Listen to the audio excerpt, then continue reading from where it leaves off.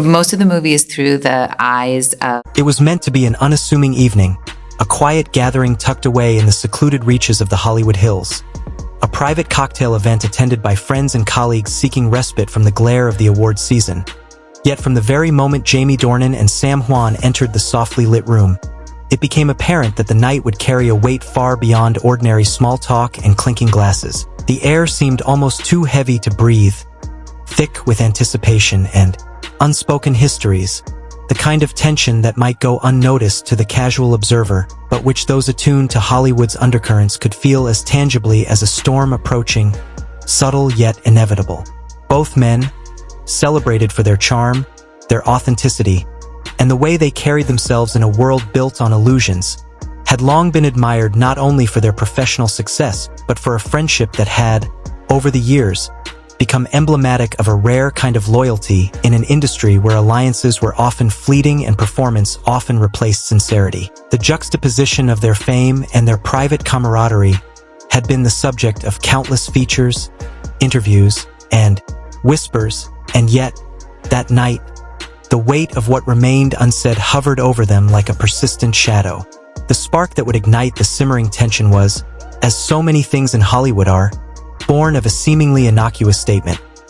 A rumor that had circulated a week prior when an entertainment blog had published an article that, while brief, contained enough ambiguity to ignite the imaginations of fans and media alike.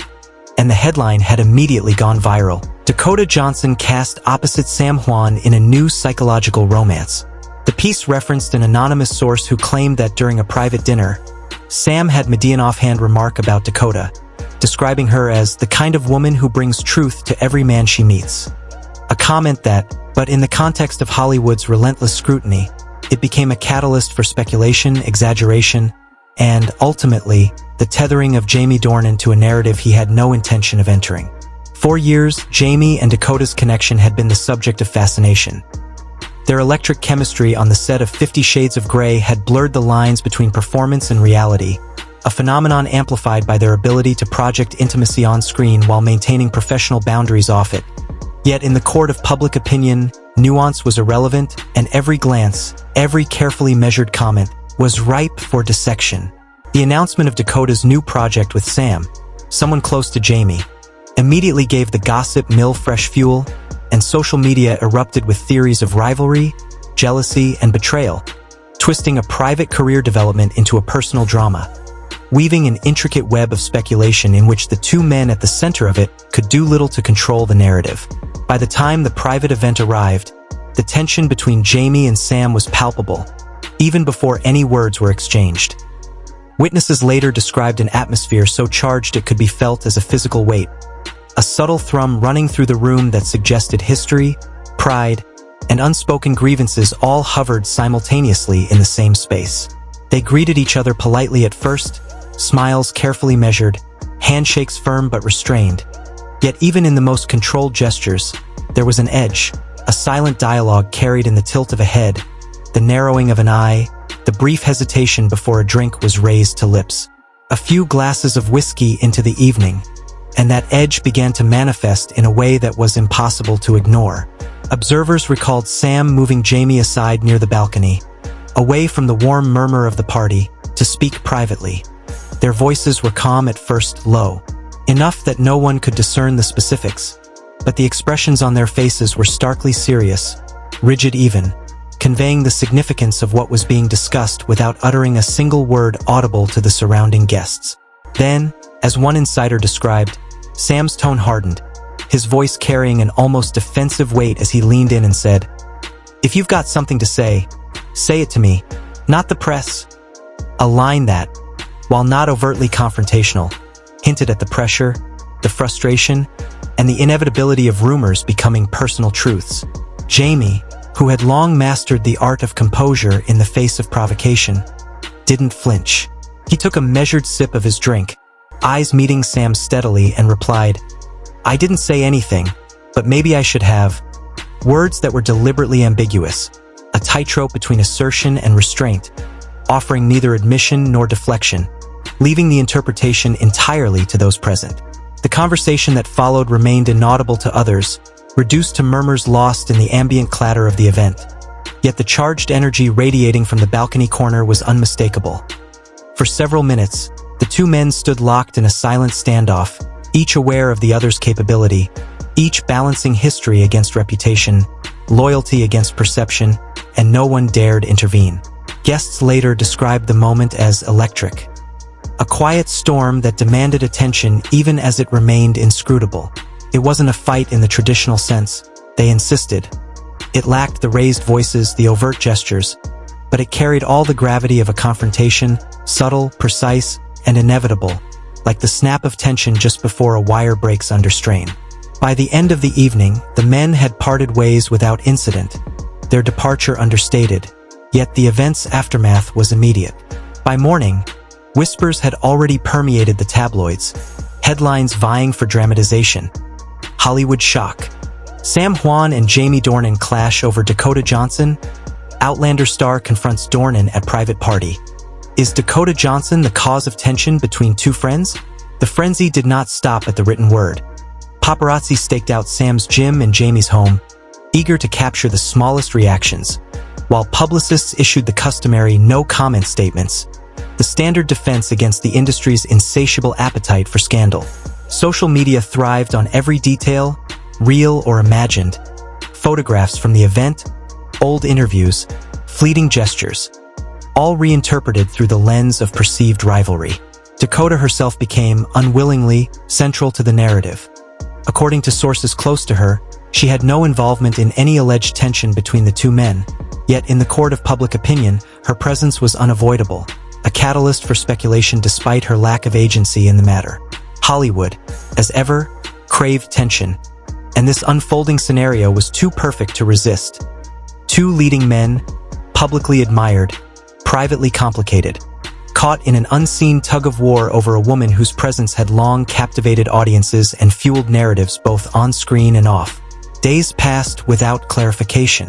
Sam remained focused on his new project, projecting professionalism in every public appearance, while Jamie maintained his silence, appearing only briefly in public, often accompanied by his wife, Amelia, who, by all accounts, observed the storm with quiet dignity, neither confirming nor denying rumors, her composure only further intensifying speculation.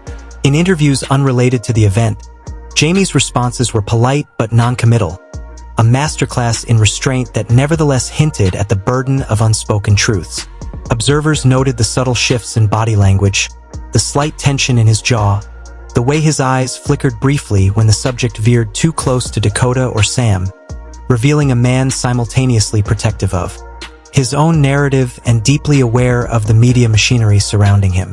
Meanwhile, in private circles, discussions continued, the story growing in complexity as insiders debated motivations, past loyalties, and potential fractures in friendships that had once seemed indestructible. Was this tension rooted in professional jealousy, a protective instinct, a lingering echo of past emotions, or simply the projection of media narratives onto real relationships? No one outside the inner circle could say definitively, and therein lay the power of the story. Ambiguity combined with fame and human complexity is the engine of Hollywood fascination, ensuring that even in the absence of explicit drama, the perception of it would suffice to captivate the public. As the weeks wore on, the narrative expanded, weaving in recollections from other industry figures, casual anecdotes from previous collaborations, and subtle references to shared history, all adding layers to a story that had begun with a single overheard remark in a blog post. While neither Jamie nor Sam issued formal statements to clarify, the world watched every interaction, every interview, every social appearance, dissecting intent, measuring nuance, and projecting desire for resolution onto moments that were, in reality, far more ordinary than the tabloids suggested. Even Amelia's continued quiet presence became a subject of fascination, with observers noting her calm confidence and measured responses as indicators of understanding, strength, and control in a maelstrom designed to provoke exactly the opposite. Ultimately, the incident became less about confrontation and more about the subtle choreography of human relationships under public scrutiny. A reminder that what is perceived as drama is often just the intricate negotiation of friendship, loyalty, and personal history magnified by an industry that thrives on spectacle, and that the most significant events can unfold quietly, in the soft exchange of words, the brief meeting on a balcony, and the careful maintenance of dignity amidst a world eager to amplify every 2 weeks. This interview is for the special Independence Day. The question lingered in the air long before anyone had the chance to articulate it fully. Had a genuine friendship between Jamie Dornan and Sam Heughan been threatened, fractured by circumstances, or was the story far more complicated than the headlines, the blogs, and the social media speculation would ever allow people to understand? The rumor itself had started innocuously enough, yet in Hollywood, innocuous is rarely enough. It started with whispers and hints of tension, a fleeting comment overheard, a misinterpreted tone at a private dinner, then ballooned into a narrative that was as combustible as it was irresistible.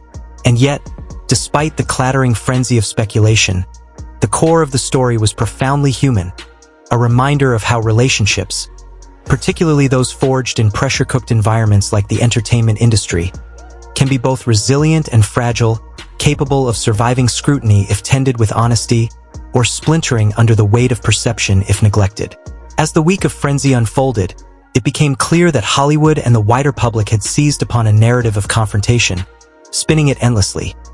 Sam Heughan confronts Jamie Dornan over Dakota Johnson, screamed one headline. Outlander star and 50 Shades lead clash privately. Fans speculate, blared another? Jealousy or loyalty? The feud no one can fully see.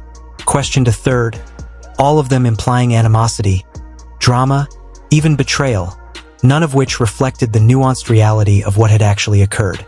Behind the scenes, both men were acutely aware of the power of perception and the difference between image and reality.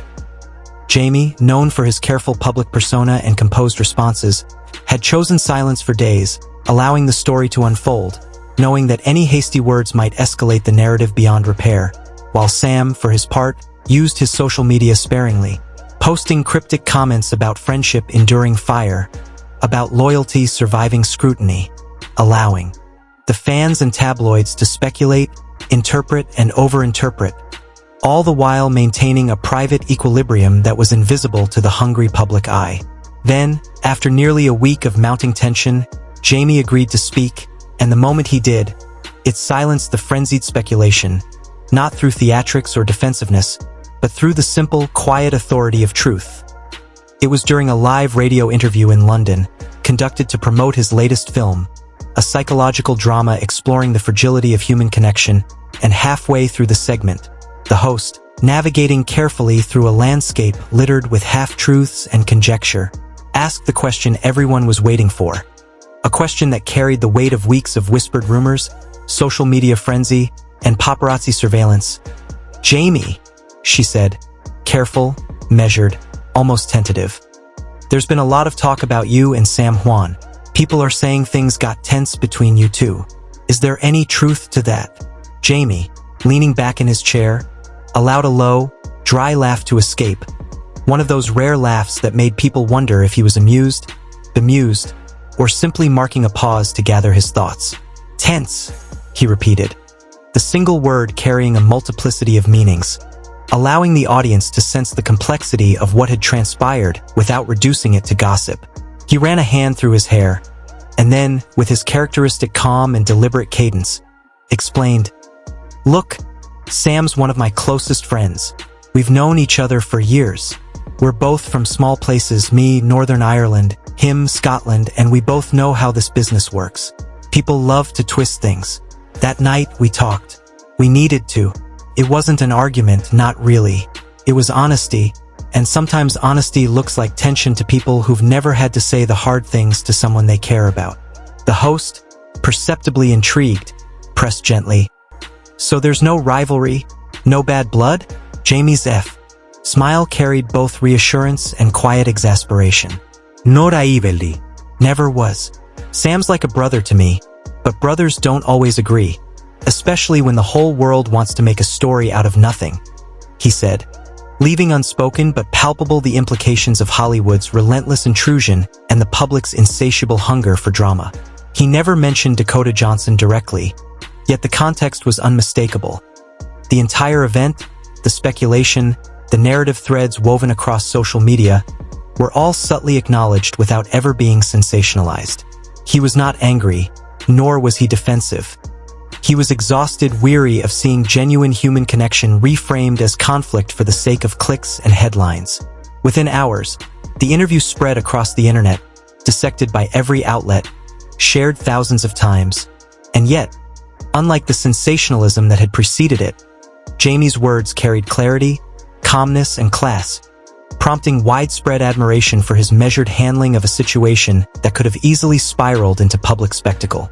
What the public could not know, of course, was that the reconciliation had already taken place in private, a few days earlier when Sam reached out, initiating a call that began with an apology, a desire to ensure that nothing misrepresented their bond.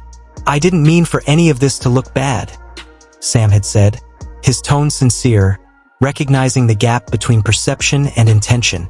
Jamie's reply was equally understated. "I know. No drama, no raised voices, no confrontational posturing. Just the quiet clearing of the air between two men who had long understood the fragile nature of public perception and the greater weight of their genuine friendship."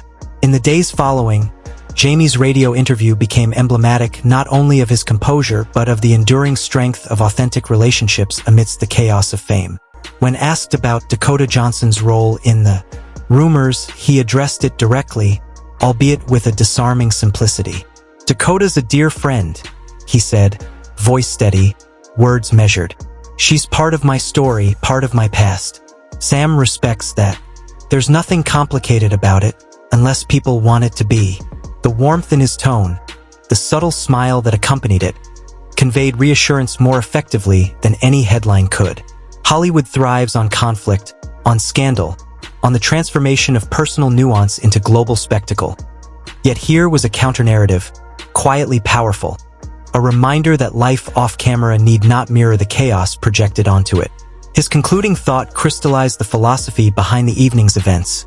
Hollywood needs tension to stay alive, but real life doesn't. Real life is quieter.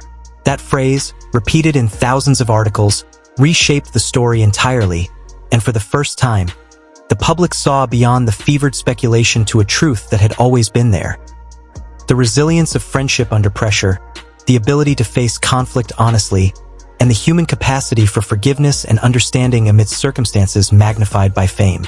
A few days later, Sam appeared on a red carpet in New York, confronted with the inevitable questions about Jamie's interview, and his response mirrored the sentiment perfectly. A chuckle, light, warm, a nod to the absurdity of the public's obsession, and a simple statement, "I saw that interview. I couldn't have said it better myself," before adding with a grin, "I'll buy him a drink for that one," signaling